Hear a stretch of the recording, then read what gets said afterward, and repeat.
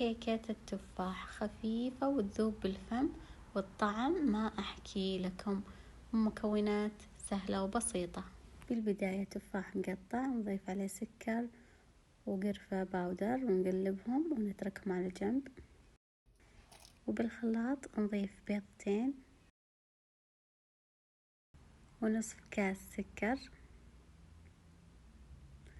وملعقة صغيرة فانيليا و3/4 الكاس زيت وكاس موية، ونخلطهم بالخلاط دقيقة كاملة. للمكونات الجافة كوب و3/4 دقيق وملعقتين حليب باودر وملعقة بيكنج باودر، ونقلب ونضيف خليط الكيك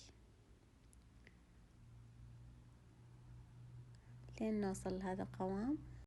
هنا أضفت شوية من قطع التفاح وقلبتهم،